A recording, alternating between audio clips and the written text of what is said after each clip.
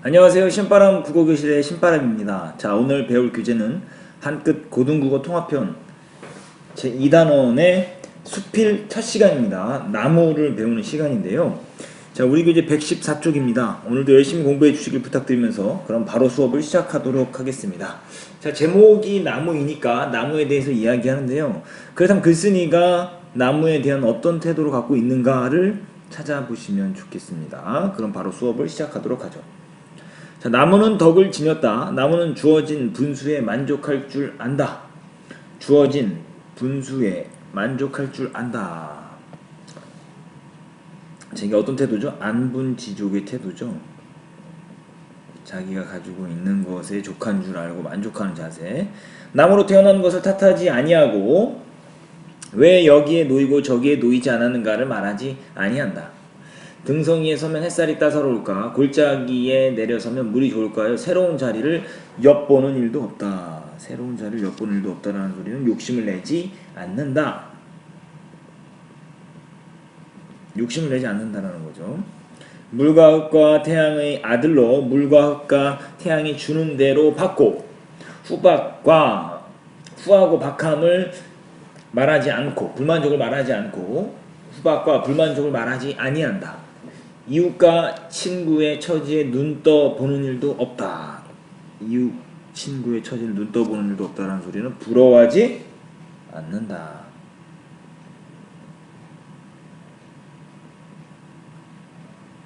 나무를 부러워하지 않는다. 소나무는 진달래를 내려다보되 깔보는 일이 없고 진달래에는 소나무를 우러러보되 부러워하는 일이 없다. 소나무는 소나무대로 스스로 족하고 진달래는 진달래대로 스스로 족하다. 나무의 속성에 대해서 이야기하는데 나무의 속성이 어떻다?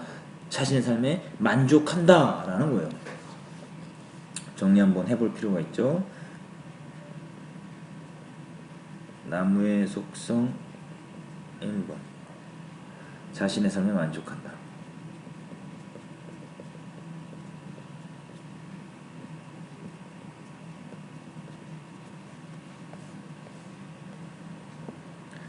자, 나무는 고독하다. 나무는 모든 고독을 안다. 안개와 잠긴 나무는 모든 고독을 안다. 기억으로 묶으시고요. 안개에 잠긴 아침의 고독을 알고 구름에 덮인 저녁의 고독을 안다. 부슬비 내리는 가을 저녁의 고독도 알고 한방눈 펄펄 날리는 겨울 아침 고독도 안다. 나무는 팔이 옴짝 않는 한여름의 대낮의 고독도 알고 별 얼고 돌 우는 동짓날 한밤의 고독도 안다 라고 지금 이야기를 하는데요. 지금 나무가 고독을 뭐한다? 즐긴다라는 건데요. 기억 니은으로 묶은 부분에서는 운율이 느껴지죠. 왜 운율이 느껴지냐면 뭐뭐 알고 뭐뭐 안다 이런 형식을 뭐하는 겁니까? 반복을 합니다.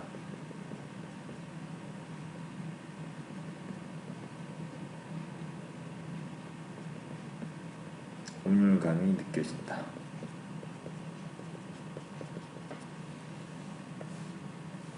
그러나 나무는 어디까지든지 고독에 견디고 고독을 이기고 또 고독을 즐긴다. 나무의 속성 두 번째입니다. 나무의 속성 2번 고독을 즐긴다.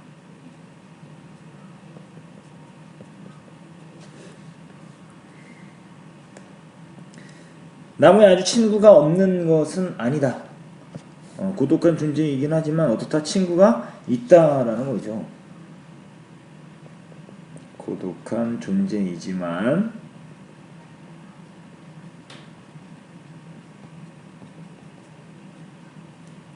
친구도 있음.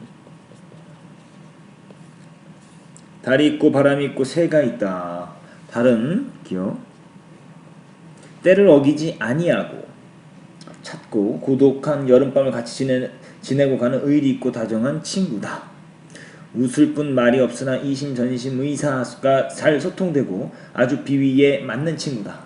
바람은 달과 달라 아주 변덕 많고 수다스럽고 믿지 못할 친구다. 그야말로 바람잡이 친구다. 자기 마음 내키는 대로 찾아올 뿐 아니라 어떤 때는 쏘삭쏘삭 알랑대고 어떤 때는 난데없이 휘갈기고 또 어떤 때는 공연히 뒤틀려 우악스럽게 남의 팔다리에 생채기를 내놓고 달아난다. 새 역시 바람과 같이 믿지 못할 친구다. 니은으로 묶으시고요. 지금 보세요. 달 그리고 바람 그리고 새 이런 것들 다 뭡니까? 나무의 친구입니다. 친구 1번 친구 2번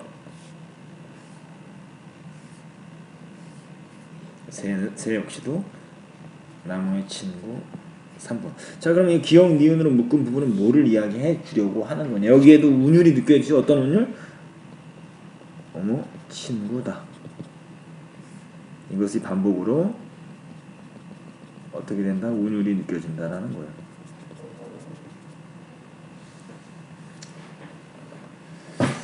역시 자기 마음 내키는 때에 찾아오고 자기 마음 내키는 때에 달아난다. 그러나 가다 믿고와 둥지를 틀고 지쳤을 때 찾아와 쉬며 푸념하는 것이 귀엽다. 그리고 가다 흥겨워 노래할 때 노래 들을 수 있는 것이 또한 기쁨이 되지 아니할 수 없다. 여기서는 나무의 친구 누구 있었죠? 달, 바람, 새 이렇게 친구가 있었다는 거 기억해 두시면 좋겠습니다. 다음 페이지 넘어가시죠. 핵심 포착으로 정리를 해보도록 하겠습니다. 자, 핵심 포착. 이 글의 형식상, 표현상 특징을 살펴보도록 하죠. 이 글의 형식상의 특징. 자, 소지에서 얻은 글쓴이의 깨달음은 자유롭게 서술한다. 개성적인 문장 표현으로 나무의 속성을 서술한다. 작품의 분량이 짧은 편이다. 그리고 표현상의 특징은 나무의 속성을 인간에 빗댔다. 의인법. 나무의 속성을 늘어놓았다. 열거법. 나무의 속성을 생생하고 사실적으로 묘사했다라는 거 기억해 두시면 좋겠죠. 나무의 속성 잘 기억해 두셔야 되겠죠. 첫 번째, 주어진 분수에 만족할 줄 안다. 안분치족. 두 번째, 고독을 견디고 견디고 이기고 즐긴다라는 거. 나무의 친구 세 가지, 달과 바람과 새, 그것들의 특징들을 잘 정리해 두시면 좋겠습니다. 자, 그럼 116쪽으로 넘어가셔서 정리해 보도록 하겠습니다. 계속 가보죠. 나무는 모든 것을 잘 가릴 줄 안다. 자, 친구들의 성품을 잘 가릴 줄 안다 이 소리죠. 그러나 좋은 친구라 하여 달만 반기고 믿지 못할 친구라 하여 새와 바람을 물리치는 일도 없다. 그리고 달을 유달리 후대하고 새와 바람을 박대하는 일도 없다. 달은 달대로, 새는 새대로, 바람은 바람대로 다 같이 친구로 대한다. 차별이 없이 친구를 대한다라는 거죠. 친구들을 공평하게 대하는 태도입니다.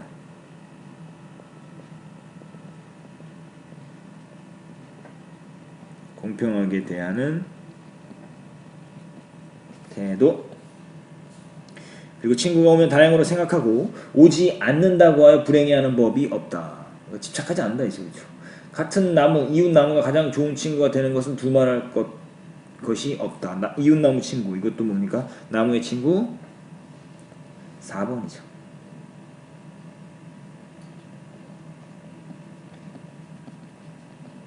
나무의 친구 4번. 가장 좋은 친구가 되는 것은 두말할 것이 없다. 나무는 서로 속속들이 이해하고 진심으로 동정하고 공감한다. 서로 마주보기만 해도 기쁘고 일생을 이웃하고 살아도 실증나지 않는 참다운 친구다. 그러나 나무는 친구끼리 서로 즐긴다는 이보다 제각기 기억으로 묶어볼까요? 하늘이 준 힘을 다하여 널리 가지를 펴고 아름다운 꽃을 피우고 열매를 맺는데 힘을 쓴다. 니은, 기억 니은으로 묶은 부분, 자신의 본분을 다하려고 한다 이 소리죠. 자신의 본분을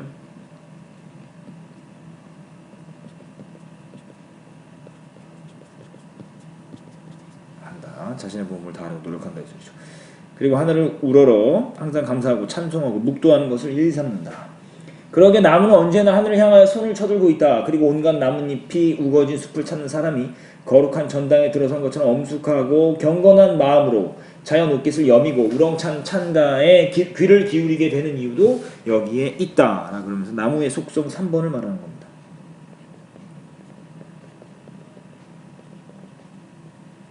나무의 속성 3번. 친구 사귐에 치우침이 없고 자신의 본분을 다한다 이 소리죠. 본분을 다함. 나무에 하나 더 원하는 것이 있다면 그것은 천명을 다한 뒤 하늘 뜻대로 다시 흙과 물로 돌아가는 것이다. 천명을 다한 후 하늘 뜻대로 다시 흙과 물로 돌아가는 것. 그것은 바로 뭐냐면 자연의 순리에 따른다는 거죠.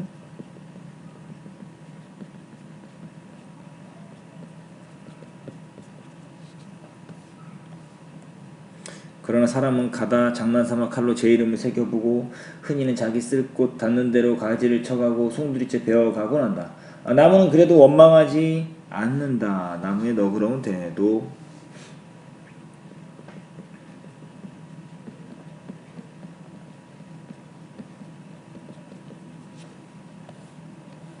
새긴 이름은 도로 그들의 원대로 키워지고 베어간 제목이 혹 자기를 해칠 도끼 자루가 되고 톱 손잡이가 된다 하더라도 이렇게 하는 법이 없다. 나무는 기억 견인주의자요. 견인주의자 참을 줄 안다 이 소리죠. 고독의 철인이요. 어진 사람이라는 소리죠. 안분지족의 현인이다 라고 말하면서 나무의 성품을 비유하는 표현입니다. 나무의 성품을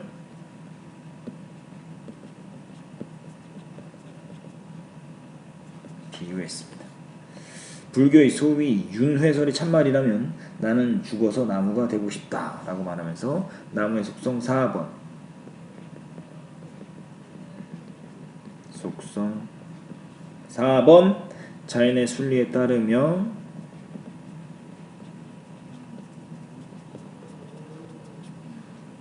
너그럽다. 자연의 순리에 따르면 너그럽다 이 소리죠. 무슨 나무가 될까? 이미 나무를 뜻하였으니 진달래가 될까? 소나무가 될까는 가리지 않으려 한다. 왜 가리지 않는다? 나무의 속성은 동일하기 때문에 그렇다는 거죠. 어떤 나무든 그 속성은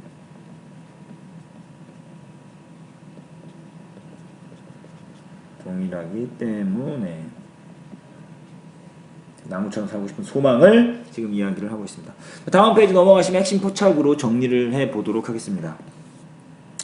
자, 나무의 속성 계속 나오죠. 친구를 사귀는 데 있어서 치우침이 있다 없다라는 것, 그리고 자신의 본분을 다하고자 노력하고 자연의 순리에 따른다는 거죠. 그리고 너그럽다라는 것 기억해 두시면 좋겠습니다. 나무의 성품을 표현한 비유적인 표현, 훌륭한 견인주의자, 고통을 참고 견딜 줄 알기 때문에, 고독의 철인, 고독을 견뎌 이기고 즐기기 때문에, 안분지족의 현인이다. 탐욕을 부리지 않고 스스로 삶에 만족하기 때문에, 나는 그래서 어떻게 되고 싶다? 나무처럼 살고 싶다. 글쓴이의 소망. 여기까지 좀 정리해 두시면 좋겠습니다. 자, 이렇게 해서요 오늘 나무 다 배웠습니다. 배운 부분 이제 정리 한번 해보도록 하죠.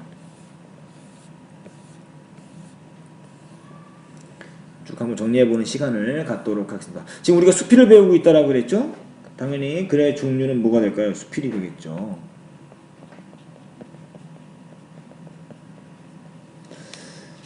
자, 성격은 주지적, 논리적, 사색적, 예찬적. 제재는 나무, 주제는 나무가 지닌 덕이다라는 거죠. 자, 특징을 살펴보시면 작가의 인생관을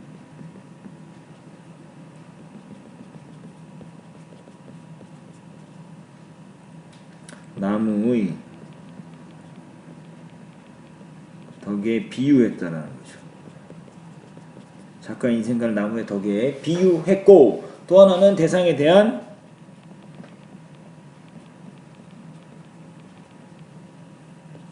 애정 어린 성찰을